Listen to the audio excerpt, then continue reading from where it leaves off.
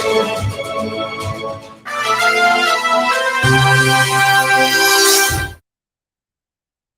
I'm Shashi Tharoor, and I'm delighted to accept this invitation from the Pune International Literary Festival to give you 2 minutes of my thoughts on what the world needs today. I think, frankly, new leadership is part of the answer. Look at the world around us.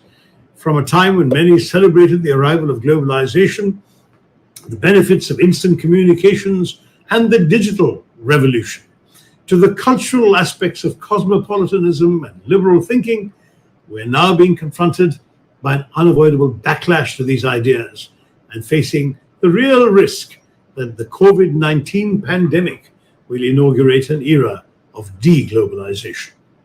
The signs are mounting that the world may embrace isolationism and protectionism in a far more enthusiastic way than before the outbreak, including in India, where Atmanirbharta is being talked about. The indications are evident because the pandemic has confirmed for many that in times of crisis, people rely on their own governments to shield them. The global supply chains are vulnerable to disruption and are therefore unsustainable, and their dependence on foreign countries for essential goods could be fatal. COVID-19 has also convinced many that strict border and immigration controls are essential and that national interests should trump international cooperation. To many, the answer lies in strong government, in putting the nation's needs over individual citizens' freedoms, and in dispensing with democratic niceties, from federalism to parliamentary oversight, in what the government deems to be the national interest. I think you will agree with me that's not the way we should be going. And if we are to resist such trends, we need new leaders from the young, from the generation that looks with horror on our society becoming more insular, stratified, and hostile, wants to rise to the occasion and bring us back together. I'm looking for young individuals who, though rooted in their immediate localities, are capable of displaying the necessary vision and aptitude to think beyond their immediate borders, their immediate realities, ideas that reach out, that revive and champion the notion that we as a human community, as Indians, are stronger when we are together. The new leaders that the world desperately needs will be individuals courageous enough to think beyond their immediate interests and the allure of a bottom line, and instead those who work actively to identify the complex challenges faced by our society and produce innovative ways to successfully address those challenges. At the same time, as I've already said, you must bring us together again, especially those who have been marginalized, discriminated, those who are financially vulnerable, those who are socially excluded. Young leaders of tomorrow must not just be managers, but problem solvers and change makers. We must move beyond narrow concerns of national security, interpreted, say, as freedom from terror or attack, to a broader vision of human security, including freedom from hunger and hopelessness. We must move to a world where everyone has food, clothing, shelter, where democracy reigns, where people's creative and entrepreneurial energies are freed, where human rights are upheld, and the environment is protected. Young leaders of tomorrow must join hands with the older leaders in parliament and civil society, in education, and more, in order to create a better world for all of us. That's my 2 minutes worth. All the very best. Jai Hind.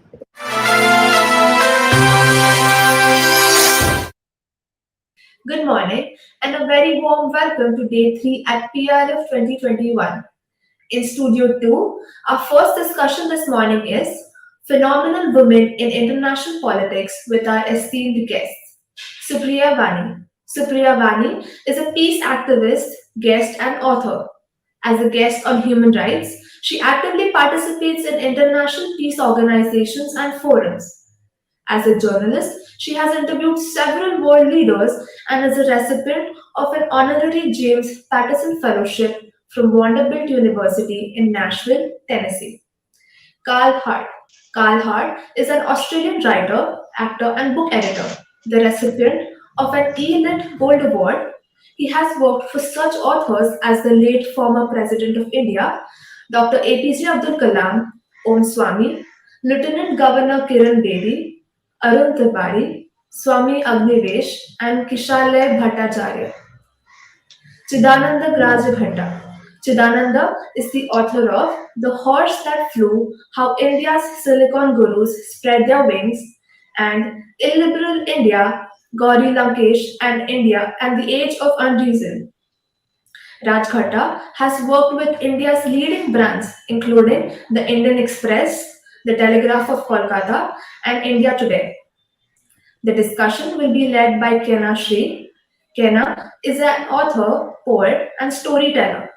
She also works as Deputy General Manager in NTPC Limited, Government of India.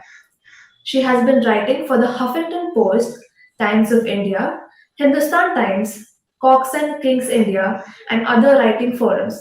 She is winner of Times of India's Write India Season 1 and Season 3 short story campaigns and has contributed to 5 published anthologies. I now request Kina Shree to begin the discussion. Hello and welcome to the third day of PLF, yeah, that is Pune International Literature Festival 2021. It's such a pleasure to be in conversation with three brilliant authors who have been very kind enough to join us from different time zones across the world. Supriya, I know, is joining from New York. Chidanand, I know, is joining from Washington. And I still have to ask Carl because he keeps shuttling. So hello there, everybody. Hey, can I get a Hello. hi? Yes. Hi. Hi. um, the state of female power around the world looks very different than it did about 4 to 5 years ago. The 2021 IPU UN Women Map of World in Politics, which was recently released, spotlights the record number of women in top positions, and that is 22, including 9 heads of state and 13 heads of government. Way to go still. But it is pertinent to mention that few phenomenal women have not just broken the glass ceiling, but also set examples that generations will feel very proud of. When I talk of the topmost women leaders in the world in international politics, how can I not be mentioning Kamala Harris, 49th Vice President of the United States, and Jacinda Kate Laurel Ardern, 40th Prime Minister of New Zealand. These women have proven that it's not just enough to have money or a position or power, but they also must be doing something with their fortune, voice, or public platform. So today we'll be in conversation with these brilliant authors who have published their books on these leading women in politics. We still live in times when politics is perceived as a male dominated or male oriented area. And this is often in case in parliaments where women are given women's only portfolios or allowed to sit in some of the other women committees or are being pushed away from the committees because of their gender. But Jacinda and Kamala and many like them have actually trailblazed at an unprecedented rate. So I would like to begin with Supriya, maybe. Supriya, you have interviewed several world leaders. You talk of the world leader from Australia, Iceland, Liberia, then, so many more. Liberia. But what led you to Jacinda and from a simple interview to turning it into an entire book? What was about her? Well, when my first book was published in 2017, I was sure that my the first book was a compendium of 16 Nobel Peace Prize winners, and so a Nobel Peace Prize is the biggest prize in the world, and it gives a lot of prestige. And at that time, Jacinda was not pregnant, and just became the prime minister, and I was sure that I got to meet this lady, I got to interview, and that was in 2017, just after the release of my first book.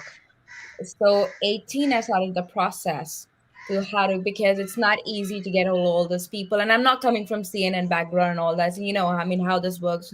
So when you work on your own, you need to have your own way of dealing things, and so I never wanted to write a whole book about Jacinda, and the idea was to actually right, roaring feminism, women presidents and prime ministers. So I was having pending interviews with other women presidents and prime ministers to write about their stories. And because I am not a biographer, nor I call myself as a biographer, I'm a human rights activist and I talk about human values. So that's like I cannot do a new stuff because that is not my genre. So that's the reason I was interviewing. So what happened is that I went to Iceland. I like did a couple of interviews, and then pandemic happened, and then I like collaborated. I mean, I and Carl collaborated on this book, and then pandemic happened, and we could not do anything because all the presidents and I mean, women leaders were busy catering to the needs of their people. And I remember I was in Atlanta, and I got a call from Carl, and Carl was like, Supriya, we're not getting into it. Like, what to do? We were all stuck, and so he gave me an idea. Let's have this whole book about this and that, and this will save time. And I think that was a brilliant idea. I think that's a brilliant idea. Rather than me waiting for, couple of, because my first book took me 7 years to complete. Yes, I had to interview every Nobel laureate, and from like Guatemala to Aung San Suu Kyi to Shree to Malala. I was going bonkers. It took me 7 years to map out, what was happening in Iran, and Ayatollah Khomeini's reign during Shree and how she got the Nobel Prize. And so it is hard to get 10 women in like one book. So, and with the pandemic for the second book, it was, I mean, I mean, yeah, all the leaders were, majority of them were like busy, but I did not give up. I had a pending interview with the president of Croatia because she got very famous during the FIFA World Cup. And that I could not complete that interview because I had to go to the World Summit of Nobel Peace Prize there, winners there in Mexico. So I was literally, I could not complete those interviews. And then the pandemic happened. So the only Hobson's choice was to go for this book. And I think it was, and that's the reason that there was a little controversy about it. But I did mention the office of the Prime Minister of New Zealand in the month of January. That was way before the book was released. That the book is on you because and I clarified this with the Prime Minister's office, and we wrote a letter. That was all sorted. So I don't know, but still people want to say, so I can't do anything about it. We're so glad that you brought this book forward and you've presented it to us. It's a brilliant, brilliant book. So thank you for doing that. And I have to move to Carl and ask her, Carl, ever since 2017, what's behind the popular adulation, which is dubbed as Jacinda mania? So we know that her victory seemed heroic. In less than 3 months, she rose from deputy leader of the opposition to the highest office in her nation. But what actually went behind Jacinda mania? My personal feeling is its authenticity. I think in this day and age of media spin and political massaging of images and the like, it's unusual when we find a prime minister, a senior politician, who is actually what she says she is. And you take away the facade, but there's no facade. It's the same material from the start to the finish. And that's not to say she's a perfect person or a perfect leader. I don't think there's any such thing. But I think people could really relate to a genuine person who cared. Now that was key to it. Certainly that was key to it, having a genuine, compassionate leader, someone who could really reach out to the people and cared about them. And it was obvious that she did.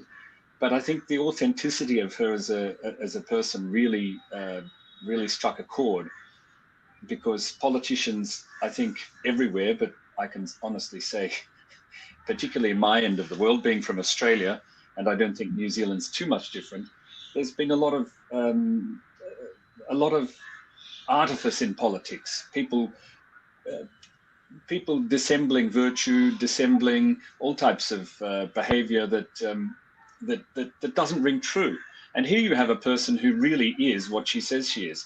She's we've looked at Jacinda from when she was a child to when she's now a 40. I think she's 41 now. 41. Yes, she's 41. And there's no difference. There's a clear line of character that runs from the time of her childhood until now. In fact, her teachers have said that she is exactly as she was then, but perhaps now more glamorous. That's the only difference.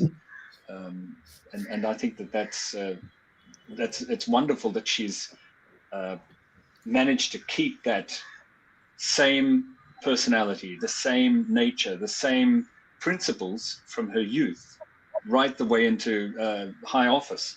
And I think that has struck a chord with people, a very strong chord.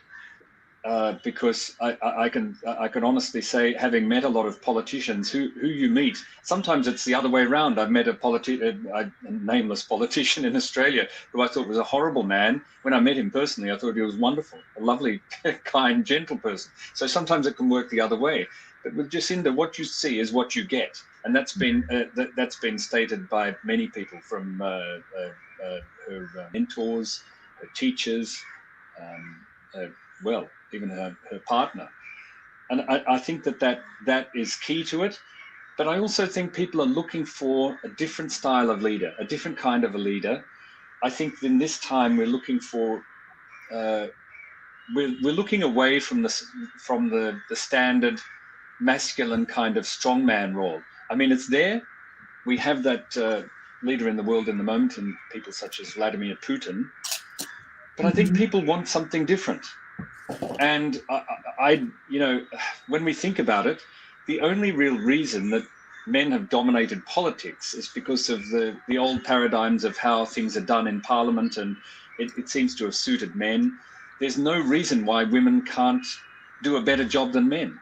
It's not like sport where, if you have a woman boxer, she doesn't have as much muscle mass. We can see very clearly women can do as good a job, if not better, than any man. It's a level playing field. And something interesting that I now see about New Zealand politics, for a long time, they were looking for, when I say they, I mean senior politicians of the past were saying we need reservations. And I'm talking about Dame Annette King, I'm talking about Helen Clark. They talked about the need for reservations to bring more women into politics. And now we're finding we've almost exactly got half the seats in Parliament in New Zealand filled by women. Now this shows a shift in culture, and what this is partly what Jacinda Mania is about is a shift in culture, looking for something different, looking for different ways of government, people wanting something a little different.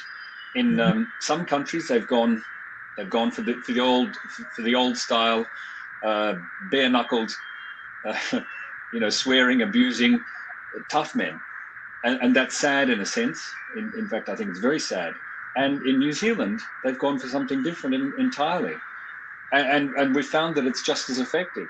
New Zealand is, I mean, all the dire stories and the dire predictions we had of New Zealand going to the dogs, it hasn't happened. Everything's been run very prudently, and we'll see how it pans out with COVID-19, but we can't really tell. I mean, it's too early to tell for the whole of the world, but everything's been run very responsibly. People are generally quite happy. So I think this Jacinda Mania, it's lingered. I mean, you still have such a lot of support in New Zealand for Jacinda, despite the what would you say?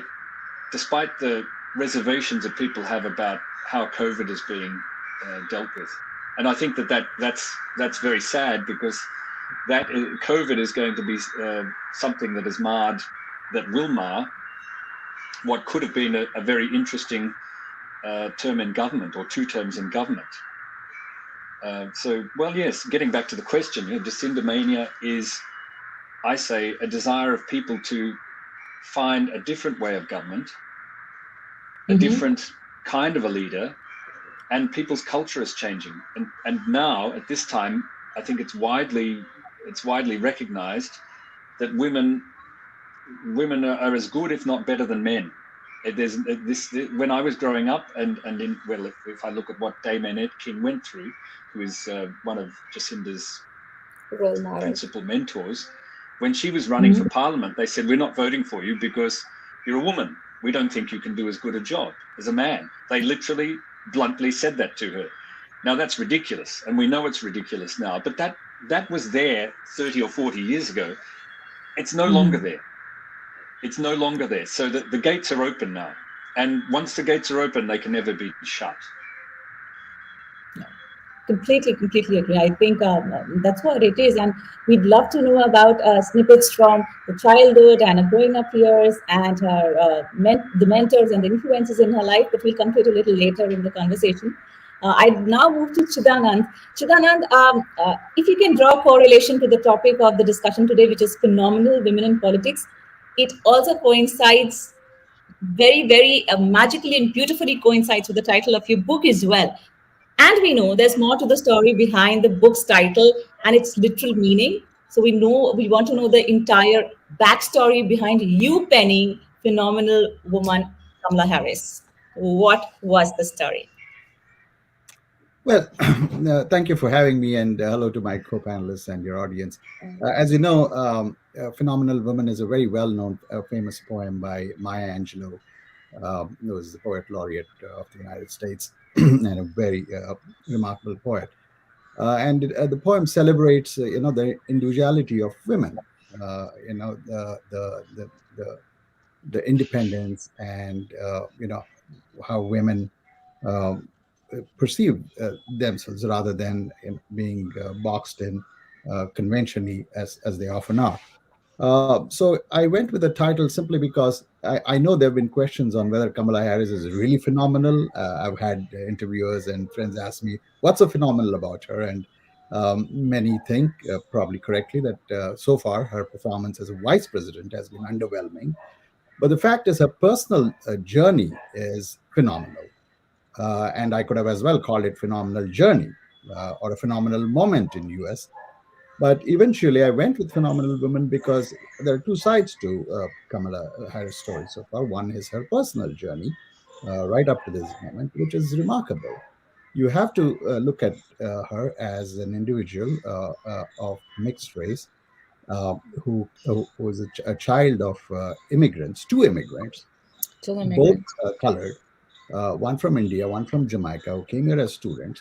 And she grew up under very tough circumstances.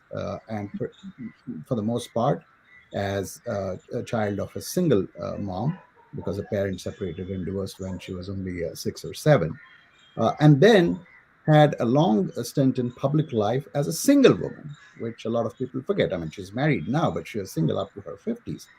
And this is a remark, even in the most regular circumstances, the dice is loaded against women in not just politics and public life, but in every sphere of life. I mean, that's not unknown. And so for her to navigate through US politics as a woman of color, through California politics, which is particularly brutal and tough, in a male-dominated society and male-dominated politics. I mean, for all its pretensions of being very modern and progressive and liberal, the United States at its heart and in its heartland is very conservative. And this is a country in 140 years, plus years, hasn't had a female president.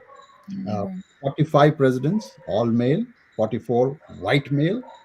So it was truly remarkable that she even got to where she is. She's gotten to where she is, and like the expression goes, a heartbeat away from the presidency. And so I thought it was worthy of the title, despite questions about her current performance. Her performance as a vice president, I mean, that's something history will judge. We're too close to the moment, and she's just 1 year into her job. Has she been phenomenal in her job as vice president? No, probably not. Underwhelming, yes. But as an individual who has journeyed through the landscape of US politics, that's truly phenomenal. And the circumstances as a single woman. In fact, her mother, who I've written about, actually the book began as a profile of her, it was born from a profile of her mother. So actually the first 2 chapters of the book is about her mother, Shyamala Gopalan, who was also phenomenal. I mean, yes, Kamala Harris would say, because she came to the US as a young student, 19-year-old, from a very traditional Indian Brahmin orthodoxy. and came to Berkeley as a student at a time and age when women rarely traveled abroad, and Indian women seldom came here. There was a whole generation which came here late 50s and early 60s, including my dad.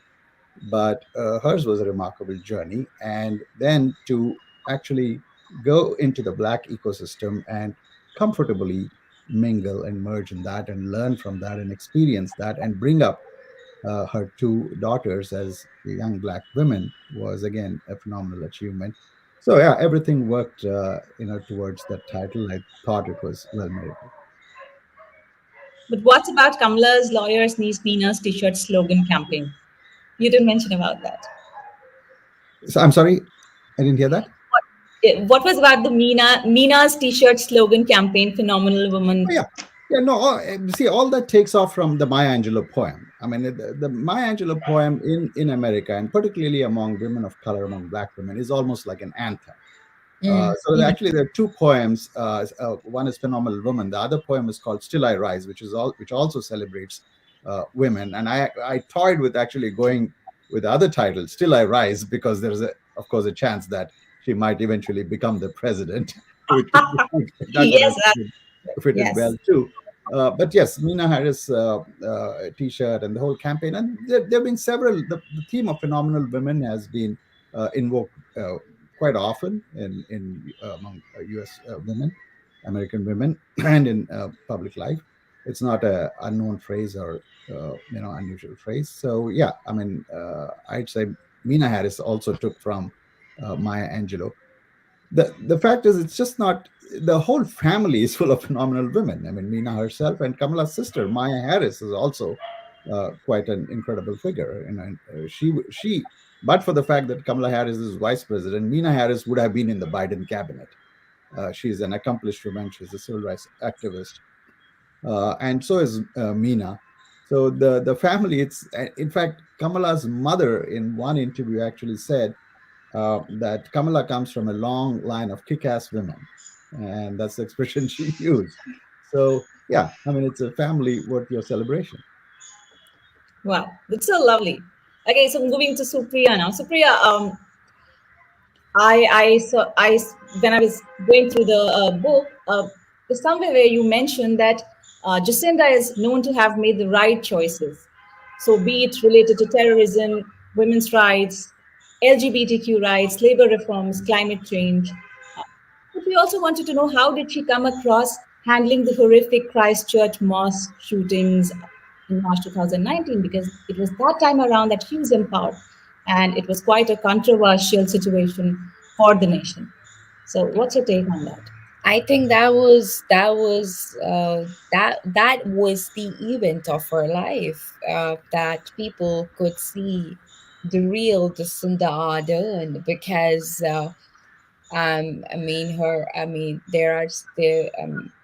the way she reacted and the way she responded, that she did not even care to name the person, the name of the terrorist who actually killed, because he said that we're not going to give him anything, not even his name.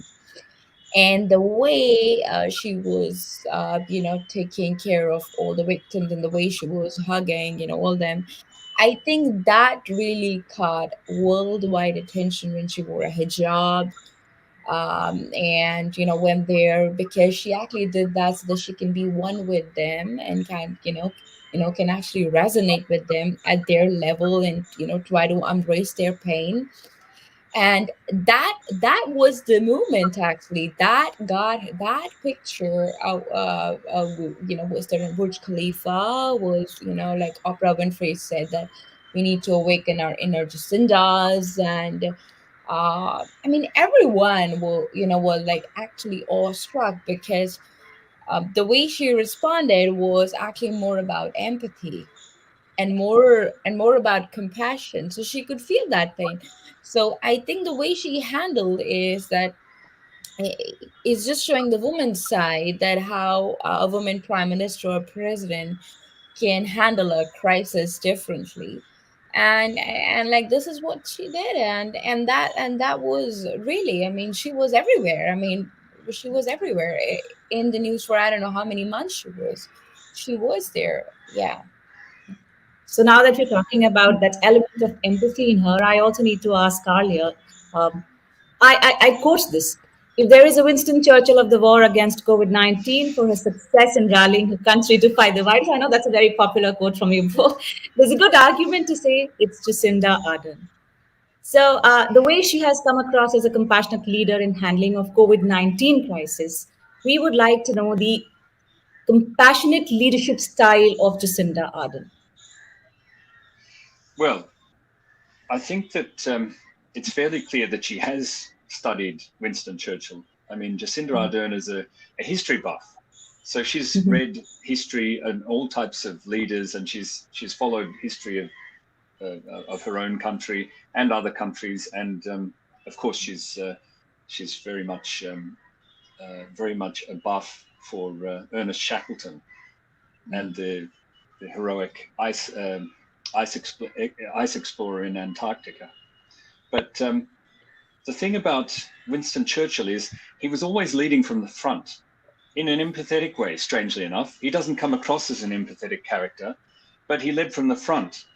Now, when on the 7th of September 1940, the bombs began dropping, the London Blitz began, Winston Churchill was out there the next morning. His advisor said, "We're not sure you should go there because the people might turn on you." He said, "No, we must go. I must go." And he was cheered. He was greeted. He was cheered because the people saw that they had a leader who was going to stand with them. And I think that to what extent Jacinda has taken that historical lesson and to what extent this is just part of her very nature is a matter of conjecture. Definitely she knows about Winston Churchill, and definitely she's interested in Winston Churchill because her teacher, Gregor Fountain, when he went to London, he was taken down, he was given a guided tour of the place where Winston Churchill used to watch movies, and his guide was Jacinda. Okay. So no doubt she's interested in Winston Churchill, as are, I must say, most leaders. They're interested in Winston Churchill. He's a model leader in a particular way. He's a wartime leader, but wartime has many different expressions. It can be bombs dropping. It can be a crisis within society itself. It can be a pandemic. It can be a terrorist attack. It can also be a volcano blowing up, such as the White Island volcano eruption.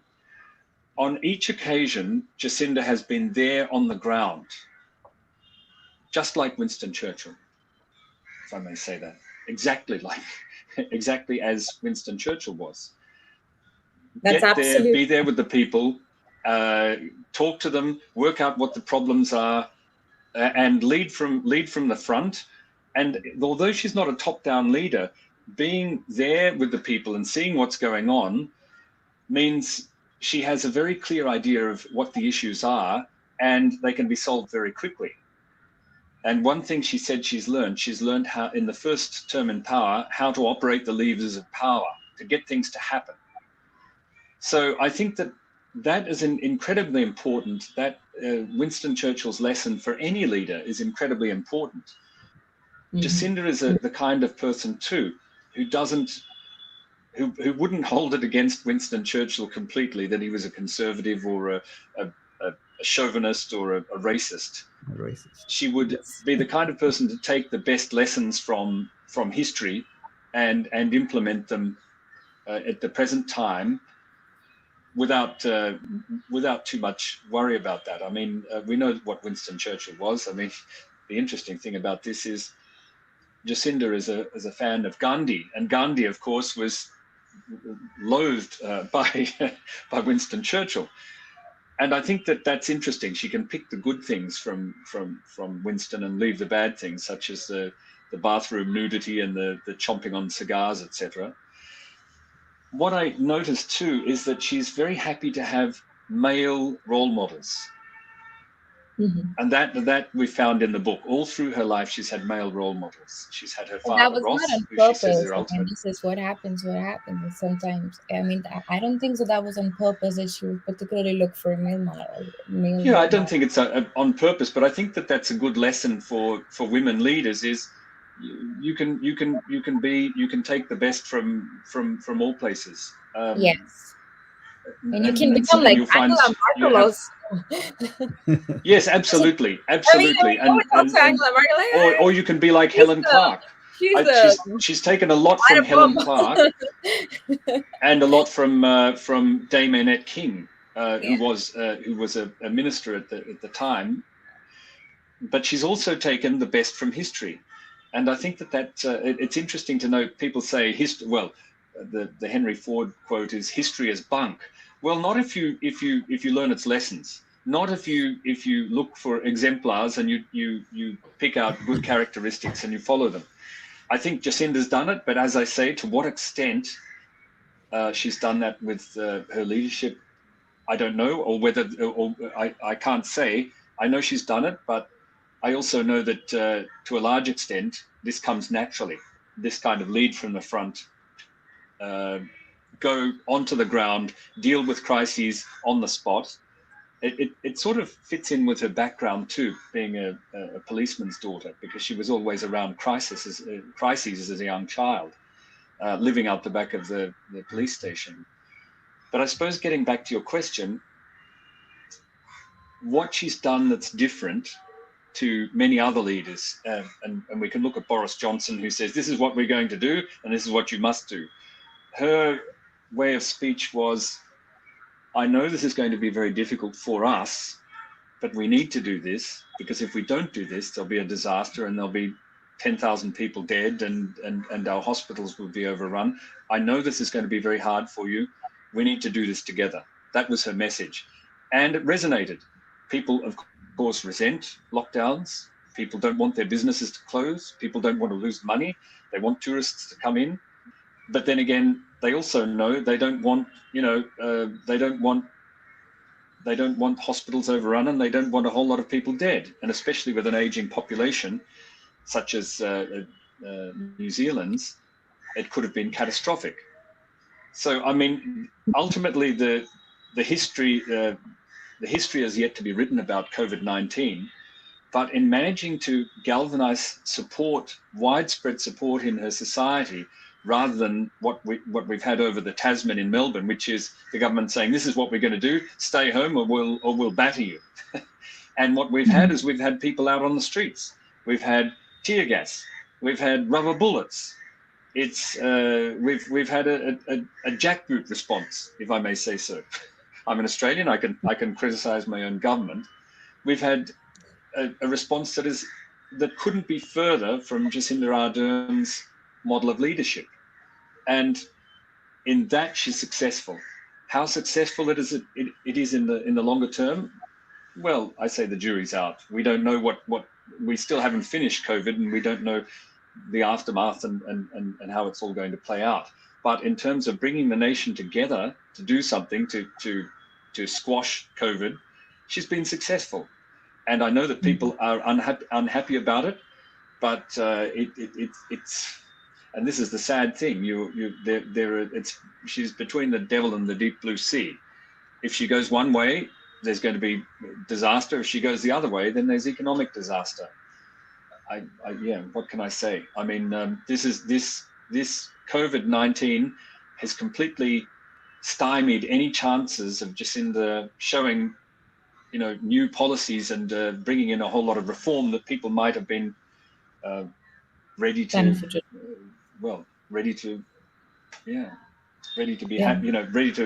implement. I mean, people have been saying for a long time, we want reform, and then COVID has come along and that's changed that completely. And I don't think that's I don't think that Jacinda Ardern will have a chance to do anything other than just hold the country together and steady as she goes. One thing is very clear, what we can make out from the conversation as well as both the books, is that all these leaders are clearly people's people. So they speak of the people, for the people, and by the people. Apart from obviously the different sort of leadership that they portray when they are totally immersed in their office or on work front, they appear to be on the face people's people. When we talk about Kamala, Chidanand, I'll come to you here. You also mentioned this in your previous answer. You said she was just a heartbeat away from the presidency. So, what do you think went wrong? Is it that black voters didn't consider her black enough, or Indian voters felt disappointed because she's always played down her South Asian heritage, or many other voters in between didn't quite know what to make out of her? What did you think led to the gap? I mean, she still is a heartbeat away from the presidency in the sense that she's Mhm. the vice president, and everyone talks of, Biden, his age or infirmity or health. So technically, a vice president at any given time is all vice presidents are a heartbeat away from the presidency. If you're asking about Kamala's own presidential campaign, which kind of bombed, then I'd say that yes, her appeal did not extend. It was not pan-American in the sense that she was well known in California. She was well known on the East Coast. She There belonged was to the a East huge Coast, West marijuana Coast. controversy. I'm like, sorry to say. I mean, there was a huge marijuana controversy that they just started putting people in jail for like smoking weed. Yeah, well, her record, I mean, as a prosecutor, but more than that, I think she was just not well known or well recognized in Middle America, which, despite its less population, has a disproportionate electoral strength in the electoral college system. So much as she was recognized and voted, she won some support in the West Coast states and the East Coast states. In Middle America, she was largely unknown. And Mhm. American presidential race is long and complex and exhausting. I mean, it is really exhausting. It's physically exhausting, mentally exhausting, financially exhausting. I mean, you just have to raise a ton of money right from the get-go. I mean, can you imagine? This country has already started planning. Their candidates already planning for not just 2024, for 2028. There are young senators who have an eye on the 2028. I mean, not even Olympics does one plan that far ahead. So it's incredible. It requires a lot of stamina, a lot of money, a lot of staying power, and she did not have that. She tried to do the Obama game plan. Obama, if you remember, had been a senator for just 2 years when he declared he was going to run for president, and Mhm. everything came together for Obama. It was a remarkable moment, and he was a remarkable candidate. I mean, I don't think there's any comparison between Kamala Harris and Obama. And so, yeah, her campaign bombed, and putting a campaign together, putting the staff together, getting the list of fundraiser people, money people backing you. Although Kamala did have very good ties in because she's from California, the two major money bag industries there, Silicon Valley and Hollywood, were both behind her. But she just did not have the gravitas and also the public record, because she had been a senator for 4 years, and it was not long enough. I mean, it was much more than Obama, but I think a lot of people felt that she did not have the goods. And then, of course, there's the latent, sexism in the U.S. It's a patriarchal system, particularly politics. Imagine Hillary Clinton, who had been in public life and politics for 25 plus years, was first lady for 8 years, was senator, couldn't make it. The system denied her. I mean, she won the popular vote by all reckoning. She should legitimately have been the president of the United States. But Donald Trump, by quirk of circumstances, and a system which is rigged in favor of white male patriarchy, if I may say so, made sure that she was denied. So yeah, Kamala stood very little chance of cutting through the system.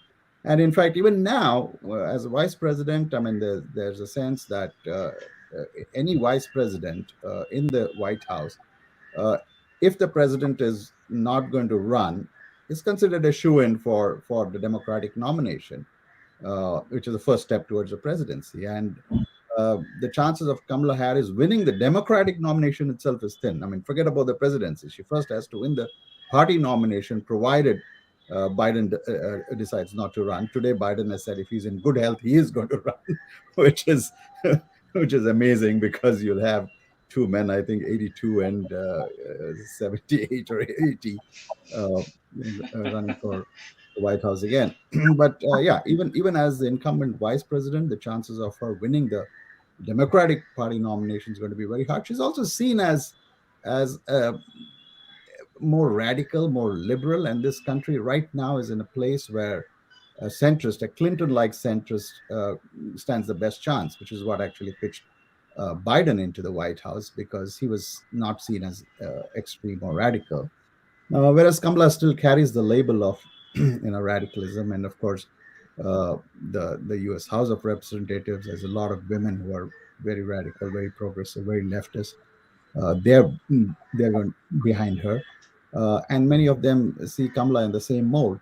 So yeah, it's tough, but is she a heartbeat away from the presidency? Yes, she is. There's still 3 more years to go for the Biden presidency. Who knows what will happen? And there is always the indirect, path to the Oval Office, which is what Trump and his crowd fear. From the get-go, Trump has always said she's going to be the president because she'll automatically inherit or walk into the office if something happens to Biden. And that's been a suspicion among right-wing conservative, right lunatic French for a long time. They think this is how it has been positioned, that she will inherit the Oval Office rather than win it through an election. So you do think that if Biden doesn't run the Democratic nomination in 2024, she does stand a fair chance? Well, she'll have to fight her way through the Democratic Party, the process, and it's going to be brutal. I mean, even normally, it's very hard. But in this case, there is so much infighting among Democrats that it's like the Congress Party in India. It's a circular firing squad. Everyone's out to get within the party itself. There's so many differences. Actually, Biden is in some ways a unifying factor, and even he's had difficulty getting some of his legislation through. So we saw that yesterday and the day before when one of his own senators, Joe Manchin, shafted a very signature legislation, which was so important for Biden and the Democratic Party. So it is a party in turmoil. I mean, forget the nation being in turmoil. Democratic Party is in turmoil. Relative to that, actually, the Republicans look a little united behind Donald Trump, which is. But she has a really, really tough fight ahead of her. But hey, she is phenomenal. I mean, she is a tough cookie. One of her primary characteristics is she is tough. She's very resilient. She's not going to back down. She'll fight it. But we don't know. The interesting thing is demographically, the United States right now has more female voters than male voters, in the sense more women turn up at the polls. More women vote, and even in terms of turnout, about 63% of women actually vote compared to only 59% of men. So yeah, demographically it should favor her, but again, there are a lot of white women who are non-college going white women who have serious reservations about it. And in many ways, women themselves, I guess, don't fully back a female candidate. That moment has yet to arrive in U.S. history. So she has a really tough fight ahead of her, but she's a tough cookie. So I expect her to hack it out. Let's hope she does. And we have about 10 minutes more in hand, and less than that, I think. So we'll be able to take just one round of questions more. So we had so much more to ask you. I mean, I wish we had separate panels on Jacinda and Kamala so that we could quench, our thirst with the kind of questions that we have in our kitty. But anyway, coming to you, Supriya, we'll definitely want to talk about baby Jacinda. So in your book, you mentioned she beamed a gorgeous winning smile, and her childhood photographs, her adult photographs, it all spoke of her winning smile. Why don't you tell us about a few snippets from Jacinda's life that you didn't know about, but once you started exploring her journey, you were actually amused when you learned? Well, when I like interview anyone, I don't take that position as a president or a prime minister, but just as a normal human being, because I don't have that kind of thing. Oh, he's too big or she's too, because that is the mentality which I have seen in India a lot. And obviously, I mean, so I always look for the soft part of the person that I can connect with, because I do not have that mental stamina to like deal with like people who have always angry or always into always about negative belief system or whatever it is. So what actually triggered my interest towards Jacinda was that when in an interview, I mean, she said that I wanted to become a clown growing up, and I did not expect a prime minister, a sitting prime minister, to tell me that she wanted to become a clown. And I said, why? And obviously, I mean, see, I'm not coming from a journalistic or news background. I'm coming from a Nobel Peace Prize like interview, so I know that these emotions, I can actually tap into that, because I can actually relate to those emotions. So why? She said, because I wanted to make children happy. And that was something which like made me comfortable, and that okay, now I understand that why she wanted to, why. And also, the other point is that she used to cry seeing kids without shoes at, I mean, when she was a child. And she used to live in a very poor area, I mean, known as Murapara. And whenever she used to see children without shoes, she just used to cry. And so, I mean, these are just little things which actually makes, I mean, the character of a person. And that's the reason the name of the book is Leading with Empathy, because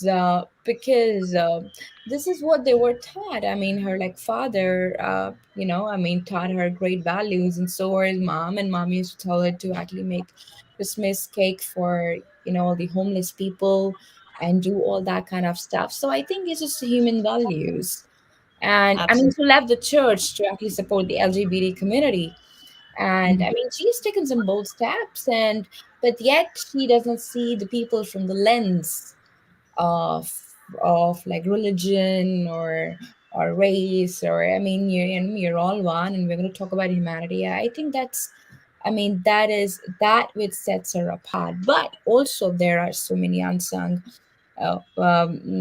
people who are doing like incredible work in their life. And I think with like due course, we will have a lot of women presidents. I mean, look at the prime minister of Finland. I mean, she's so young. She is so young. I mean, I don't know, she's 37 or something.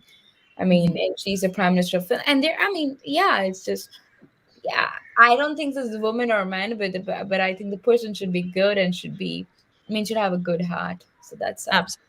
We yeah. cannot agree more. And we'll go a little quick here. Would you like to add a line or two here, Carl, before we end the conversation with Chidanand? I feel that we've we've covered quite a bit about Jacinda. I think that we could go on a lot longer. She's remarkable for the way she's, in my view, she's becoming an exemplar of a new kind of leader that the world is looking for and the world needs. And we've now realized through Jacinda, a woman can be a leader, not just a man, a woman. A leader can be compassionate and effective at the same time. You don't have to be a strong man or brutal to lead effectively and administer a country competently. And if that's the lesson that people get from Jacinda, I think that throughout the world, I think that'll be good for everybody. Thank you there. And before we wrap the session, I have to ask Chidanand this question, because we cannot do without asking you, what has the writing process of, capturing the life of a phenomenal woman like Kamala Harris been? Quickly, if you can give to us before we call the session close. God, it was crazy. I mean, I like Supriya, I did not have the luxury of time. She spoke about the 7 years it took for her earlier book. this was a book which was compacted in 1 year. The working time was 1 year, and it was in the middle of the craziest election in US history, arguably, and a pandemic. So yeah, I mean, it was a very trying process. I could have gone on, worked on it for another 3 years, and still gotten a lot more. And on top of that, I had 3 kids at home who were homeschooling because of the pandemic. So yeah, the writing process was quite hard, but we had to do it quickly because it was a book, moment in time, and it was a moment in time of U.S. history. I mean, this is really a remarkable moment. It's amazing that there are of the 192 countries or so in the world, a third of them already have had women presidents or prime ministers or top political executives, but not the United States. And I hope that this book and this story, Kamala's story, sets the stage for many women to run for office, run for the highest office. I mean, they do run for Senate and Congress. The Senate, for instance, is now about 25% women. But I look forward to the day the United States, legislature has 50% or more of women, and you have not just president, even the running mate should be a woman. I'd like to see that happen in my lifetime. I'd like my daughter to see it. So yeah, I enjoyed the writing process much as it was compacted into 1 year during a crazy pandemic and a crazy election. And we love listening to this conversation. Thank you so much, Supriya, Carl, and Chidanand. Thank you for introducing these amazing people in our life, like nobody else. And it's been absolutely wonderful going through the book, going through the life of Jacinda and Kamala. Here's to many more. May you keep writing, penning gold for us. May you keep bringing, phenomenal women more on the forefront. Thank you so much for being in this conversation. Stay safe, take care of yourself, and see you around next time. Bye-bye. Thank you. Bye-bye. Thank you. Thank you. Bye-bye. Bye. Thank you for this discussion. It has been very informative and intriguing. We are thankful to Supriya Vani, Karl Harte, Chidanand Rajghatta, and Kenna Shree for being our guests at PILF. Coming up next, we have Has History Been Fair to Birsa Munda? Join us for the same at 11:30 a.m. We thank our title partner Vishwakarma Publications and our bookstore partner Crossword.